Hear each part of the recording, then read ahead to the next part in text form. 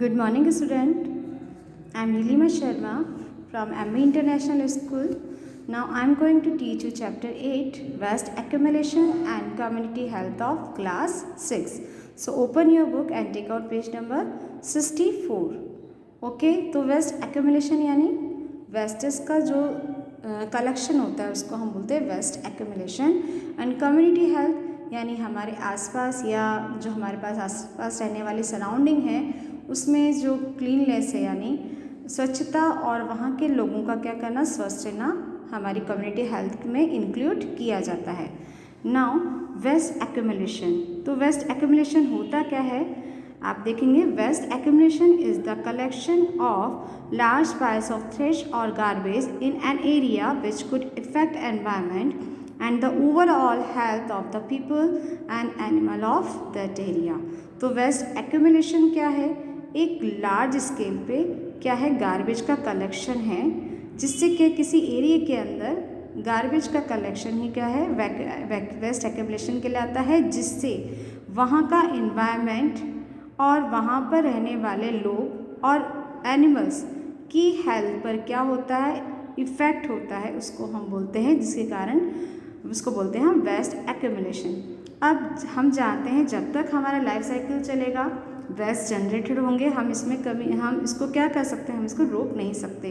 ये हमारे घर से, ऑफिस से, कहीं से, स्कूल से, पार्क से, किसी न किसी फील्ड से क्या होता है, वेस्ट जनरेट होता ही है। जब तक लाइफ है हमारी तब तक वेस्ट जनरेट रहेगा। और मोस्टली जो वेस्टेज है वो कहाँ से आता है, अर्बन एरियाज यानी शहरों से ही आता है। लेकिन ये वेस्ट एक्यूमुलेशन क्या करता है, वहाँ पर रहने वाले इन्वायरमेंट, वहाँ के एनिमल्स और वहाँ के लोगों पे क्या करता है, उनकी हेल्थ पे एक इफ़ेक्ट डालता है, हार्मफुल इफ़ेक्ट डालता है। तो ये है हमारा वेस्ट एक्यूमुलेशन। ओके, अगर इस वेस्ट को हम क्या करें, प्रॉपरली हैंडल नहीं करें तो ये काफ़ी हमारे लिए हार्मफुल हो सकता है, हमारे लिए कई एनवायरमेंटल प्रॉब्लम क्रिएट कर सकता है। Now take out page number 65। Effects of waste accumulation on environment. Accumulation waste not only cause an unpleasant smell but become a breeding ground for harmful insects like mosquito and flies, which are carriers of many diseases causing germs. Beside rodents like rats and mice make such places their home. At times, garbage heaps attract stray animals like dogs or cows, which may feed upon the garbage. If the waste contain any poisonous or harmful substance, it may also pass into the animal's body and may prove fatal for it. Yes, जो accumulation है वो ना ही किसी smell, आपने देखा होगा जब वो डिकम्पोज होता है वेस्टेज तो उसमें से एक अनप्लीजेंट स्मेल आती है यानी बदबू सी आने लगती है। ना तो वो उस स्मेल का कारण होता है, बल्कि वहाँ पर ऐसे इंसेक्ट जो क्या करते हैं, जैसे मॉस्किटो है, मक्खियाँ हैं, उन जो क्या होती है, जो बीमारियों का कारण होती है, उनको क्या करता है, उनमें ब्रीडिंग में हेल्प करता है।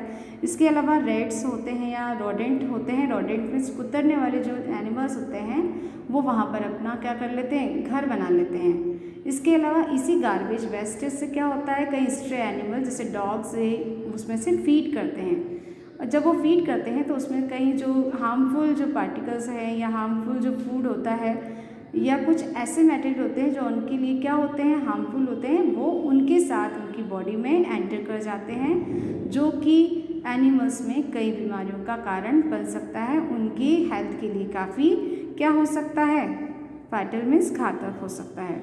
Now waste accumulation and pollution. Pollution is the contamination of land, air, or water through unwanted, dangerous, or poisonous substances. Hazardous wastes are especially known to cause pollution and health hazards in a big way. Okay, तो आप जानते हैं कि mainly हमारे कितने pollution है, land, water, air and noise pollution. जिनमें से एयर, वाटर और जो लैंड पॉल्यूशन है, अगर उनमें अनवांटेड, डेंजरस या जहरीले जब सब्सटेंस मिक्स हो जाते हैं तो हम उसे बोलते हैं पॉल्यूशन। ओके, तो हजार्डस वेस्टेज को हम जो है वो मोस्टली किस नाम से जाना जाता है, वो काफ़ी हार्मफुल होता है। इसमें से जो हजार्डस वेस्ट होता है काफ़ी हार्मफुल होता है क्योंकि वो पॉल्यूशन में भी बहुत कंट्रीब्यूट करता है और इसके अलावा हमारी हेल्थ पे भी काफ़ी साइड इफ़ेक्ट डालता है, हमारी हेल्थ के लिए क्या होता है, हार्मफुल होता है। Now air pollution. अब एयर पॉल्यूशन में क्या होता है, जब वेस्ट डिकम्पोज होता है तो उसमें से मीथेन गैस रिलीज होती है। मीथेन क्या है? मीथेन एक गैस है जो क्या करती है, कंट्रीब्यूट करती है ग्लोबल वार्मिंग में, यानी इसको एक ग्रीन हाउस गैस है जो क्या करती है, ग्लोबल वार्मिंग। ग्लोबल वार्मिंग यानी हमारी जो अर्थ उसका टेम्परेचर क्या होता जा रहा है, इंक्रीज होता जा रहा है, जो कि हमारे लिए क्या है, यूज़फुल नहीं है ये। तो उसमें क्या कर रहा है, कॉन्ट्रीब्यूट, यानी वो पूरी मीथेन गैस है वो उसमें पूरी कॉन्ट्रीब्यूट करती है, मतलब इंक्रीज करती है ग्लोबल वार्मिंग का। इसके अलावा जब भी लैंडफिल में, जब भी किसी ओपन में जब कोई मटेरियल, ऐसे मटेरियल जलाए जाते हैं तो जो स्मोक के साथ क्या होता है, उसमें बहुत सारी हीट एनर्जी, कार्बन डाइऑक्साइड और इसके अलावा हार्जेटियस एयर पॉल्यूटेंट्स साथ में निकलते हैं, जो कि क्या करती है, एयर पॉल्यूशन का कारण बनती है। इसके अलावा बहुत सारे बैक्टीरिया और केमिकल्स ऐसा होता है जो गार्बेज के साथ हमारे ग्राउंड वाटर जो होता है, ग्राउंड वाटर को भी क्या करता है, कंटामिनेटेड यानी पॉल्यूटेड कर देता है, उसका वाटर लेवल कम कर देता है। और इसके अलावा उसके आसपास के एरिया पे भी क्या होता है, इफेक्ट डालता है।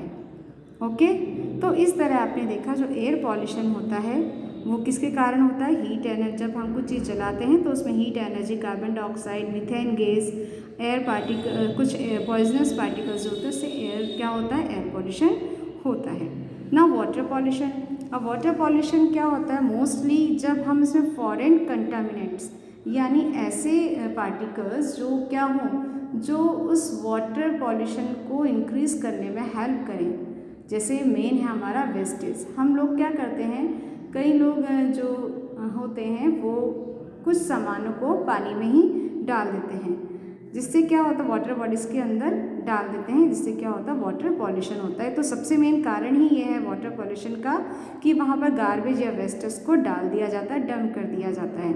इसके अलावा कुछ अनडेवलप्ड कंट्री है जिसमें क्या होता है, सीवेज। सीवेज मीन्स जो टॉयलेट रूम से जो लाइन्स होती है वो डायरेक्टली कहाँ कनेक्ट कर दी जाती है, वो डायरेक्टली वाटर बॉडीज़ के अंदर कनेक्ट कर दी जाती है। यानी पहले उसका वाटर ट्रीटमेंट भी नहीं होता, उससे पहले उसको वाटर बॉडीज़ में क्या करा जाता है, उसके साथ कनेक्ट रहती है। तो इससे काफ़ी टॉक्सिक मेटल्स, सॉल्ट्स और एसिड्स होते हैं। इसके अलावा जो इंडस्ट्रीज से आने वाली जो लाइंस होती है वो भी वाटर बॉडीज़ के अंदर डायरेक्टली कनेक्ट कर दी जाती है। तो इससे टॉक्सिक मेटल, सॉल्ट्स, एसिड्स ये हमारे वाटर बॉडीज़ को क्या करते हैं, बिल्कुल पॉल्यूटेड कर देते हैं। Okay, now take it page number 66।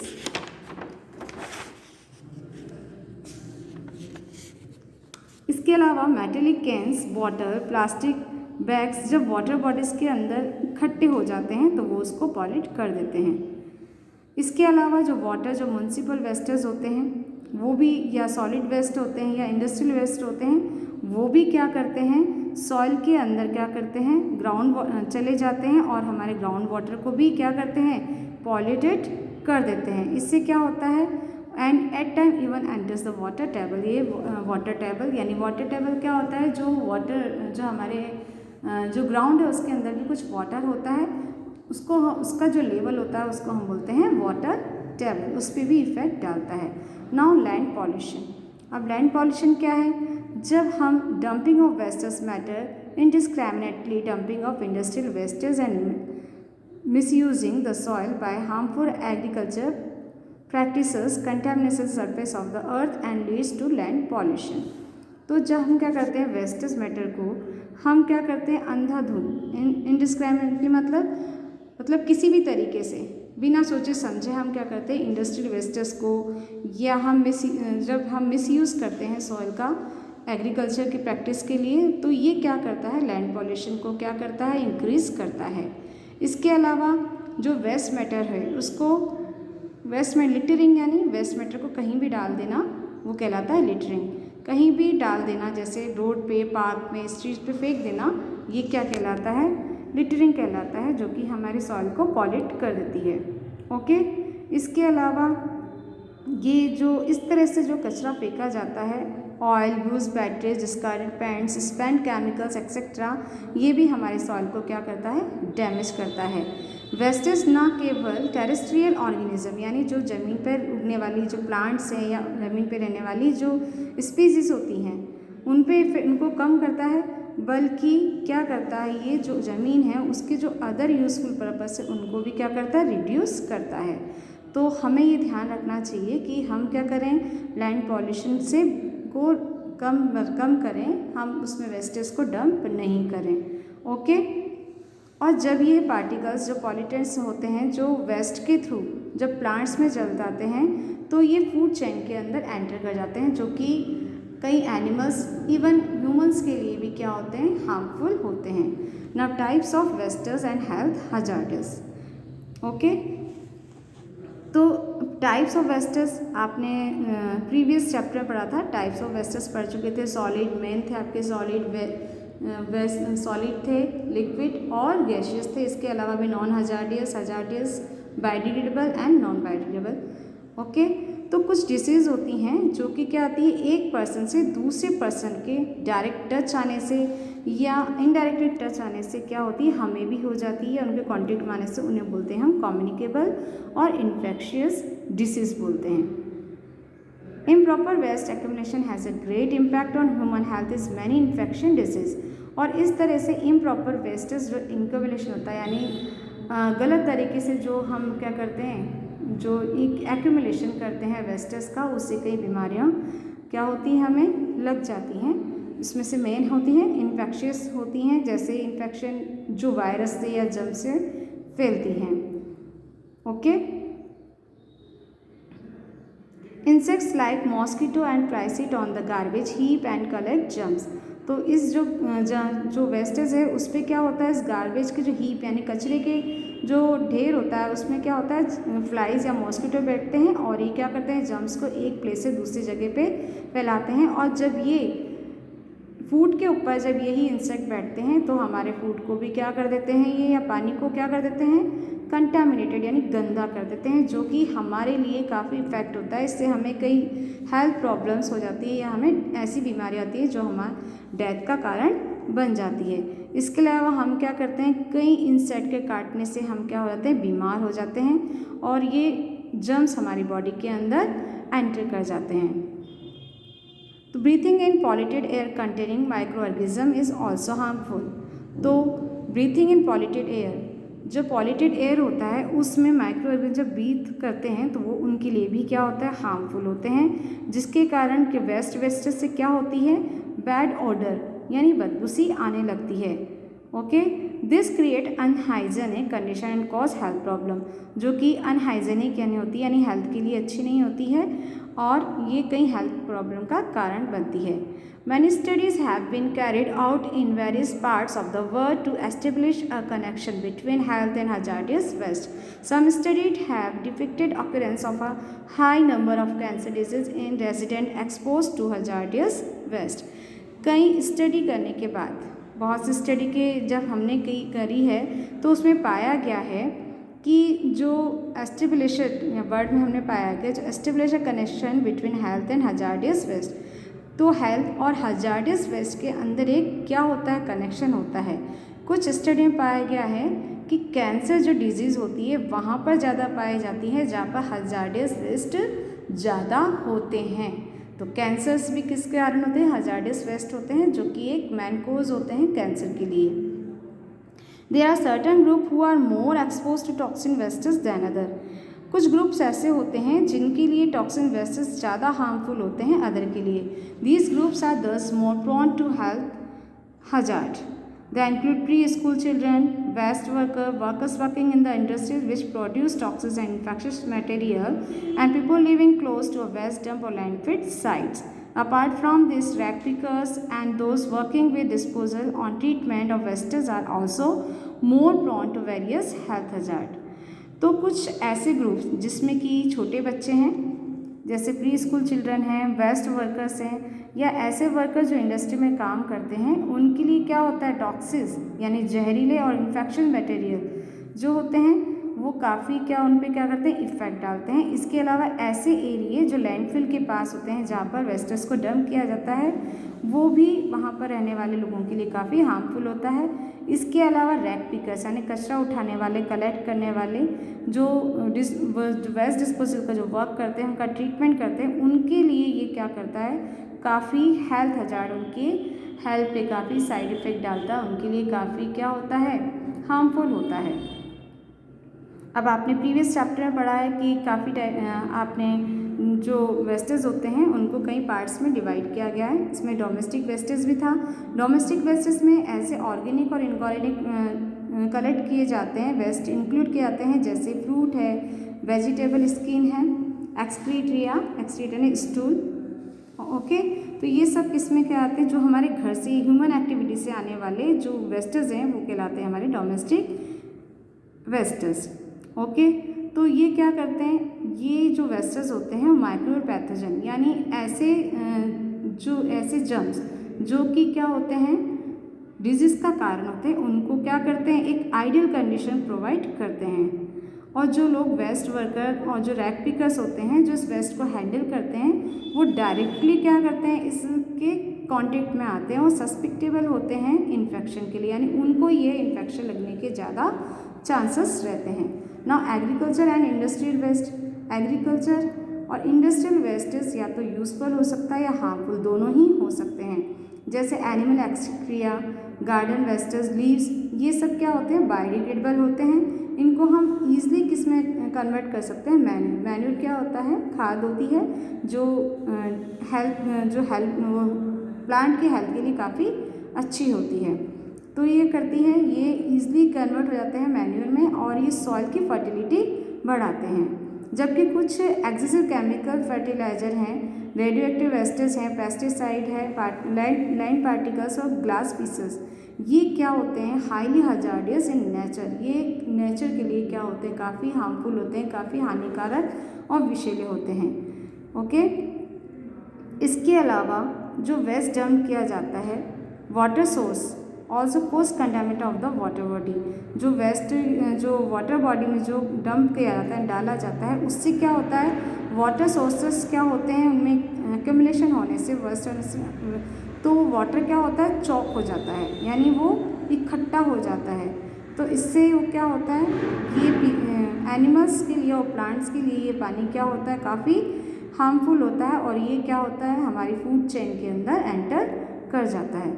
Now hospital and other medical wastage, अब हॉस्पिटल और अदर मेडिकल वेस्टेज से आने वाला जो वेस्टेज होता है वो काफ़ी हजार्डियस होता है नेचर में, यानी काफ़ी विषैला होता है। Waste generated from hospitals, health care centres, medical laboratories and research centers such as discarded syringe needles, blades, swabs, plaster and other types of infection waste is not often disposed of in the proper manner. These need utmost care as they can react with other wastes and can spread infection. तो जो hospital से आने वाले जो discarded यानी फेंकी हुई जो मेडिकल जो ऑब्जेक्ट्स होते हैं, जैसे कि सिरिंज है, नीडल है, ब्लेड है, प्लास्टर, इन्फेक्शियस, इसको क्या होता है, वो सब मेडिकल में या हम किस में इंक्लूड कर सकते हैं, उसको हम hospital and other medical waste में इंक्लूड कर सकते हैं। तो ये जो वेस्टेज होता है काफ़ी क्या होता है, हजार्डियस होता है। अगर हम इसको प्रॉपरली इसको हैंडल नहीं करें तो इसको हैंडल करने के लिए, डिस्पोज करने के लिए काफ़ी केयरफुल रहना पड़ता है, क्योंकि ये काफ़ी इन्फेक्शन फैला सकते हैं हमारे नेचर के अंदर। नाउ कम्युनिटी हेल्थ, इससे पहले मैं आपको एक बात बता दूं, जो कोलकाता सिटी है वो हमारी इंडिया की फर्स्ट सिटी है जिसने अपने मेडिकल, या आपको फैक्ट बाइट में रखा, medical, clinical and biomedical waste, इसने इन सबको क्या करा, सीग्रीगेट यानी अलग अलग, ठीक है, अलग अलग करने वाली जो फर्स्ट सिटी थी वो कौन सी है, कोलकाता। नाउ कम्युनिटी हेल्थ, 1925 में महात्मा गांधी ने लिखा कि डिजीज़ का मेन कारण, जो डिजीज़ है उसके कारण क्या है, हमारे टॉयलेट रूम की कंडीशन और हमारी बैड हैबिट कि हम एक्सक्रीटा हम कहीं भी कैसे भी उसको डिस्पोज कर देते हैं, यानी एक्सक्रीटा यानी मलमूत्र, यानी जो हमारे बॉडी के जो वेस्टेज हैं उसको हम बोलते हैं एक्सक्रीटिया।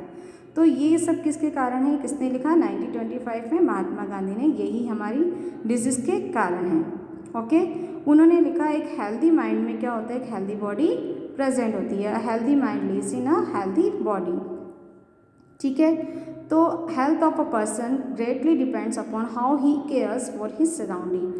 किसी कम्युनिटी की हेल्थ इस पर डिपेंड करती है कि वो अपने आसपास चारों सराउंडिंग किस तरह से उसकी केयर करता है।